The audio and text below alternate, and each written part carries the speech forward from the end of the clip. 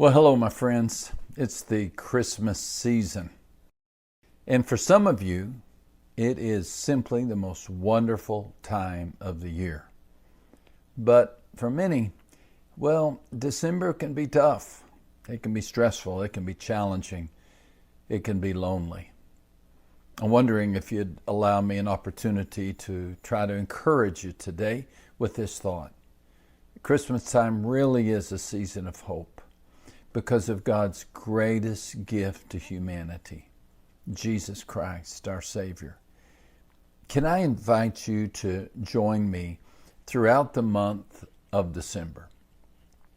May we take a few moments and celebrate the coming of Christ with a special Advent series based in part on my book, Because of Bethlehem. It features a sermon series that I shared with my church.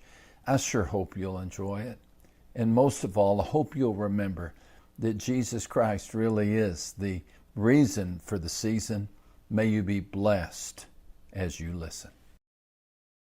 He, speaking of Christ, God, He made Himself what? Nothing. He emptied Himself, or other translations. He made Himself nothing. He made Himself hungry. He made Himself small. He made Himself dependent upon legs, larynx, lungs. He made Himself dependent upon a mother's milk. He made Himself nothing. When He was tired, He was really tired. When He asked, "How long must I put up with you?" He was really frustrated. When He said, my God, why have you forsaken me?" He really wanted an answer. He made Himself nothing. He took on human form. He divested Himself for a time of His divine nature and took on human nature. He said, "Whatever I speak, just as the Father has told me, so I speak." In other words, I speak only as God reveals to me. He made Himself dependent upon the revelation of God. And if God did not reveal something to Him, He, like we, was left with no answer. An example of this has to do with the second coming. He said, "On that day, of that day and hour, no one knows, not even the angels of heaven, but my Father only." In other words, Jesus Christ confessed He did not know. He divested Himself of divine knowledge. The one who made everything for a time made Himself nothing. And the apostle says that Jesus did not view His equality with God as something to be grasped. Something to be grasped. This is an interesting phrase. It doesn't appear anywhere else in the Greek Bible. It describes Jesus' reluctance to take advantage of His heavenly status. A loose translation might be, He did not throw His weight around. He refused to demand special treatment. He did not consider equality with God as something to be exploited or boasted about. When people mocked Him, He didn't turn them into stones. Or when they spat on Him, He didn't boomerang saliva into their faces. When people called Him crazy, He didn't strike them blind. Just the opposite. He became obedient, Paul says, to death, even death on a cross. He was at nature God. He made Himself nothing. He became obedient to death, and as if that's not enough, even death on a cross. I'm not sure we can fully appreciate, like the Philippian readers could, that statement. They lived in the Roman Empire. And they understood that death by crucifixion was reserved for the lowest of the lowest class of people and the most hardened and despicable of criminals. It was regulated only by the morality of the executioner, and you know there wasn't much morality there.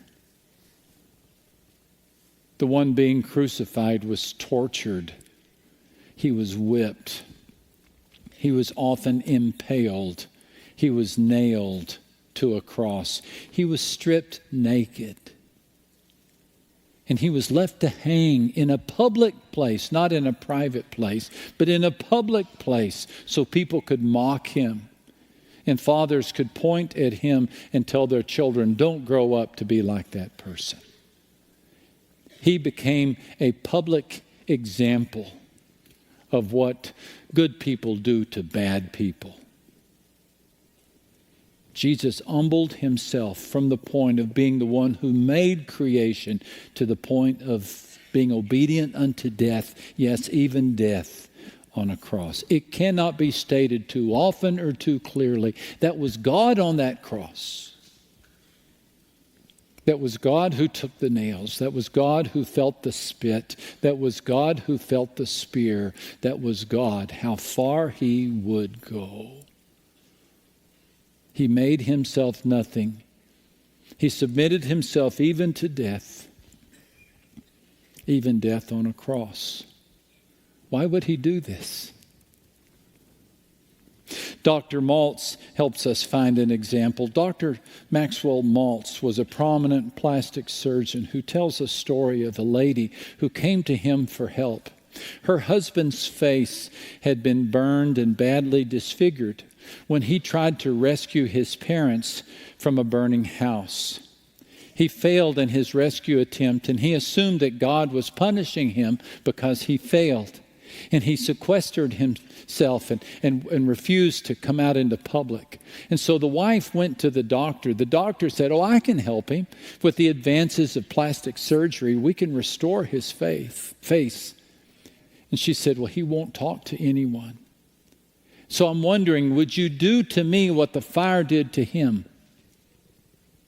Would you so disfigure my face that when he sees my face, he sees a semblance of his, and maybe he will let me back into his life?"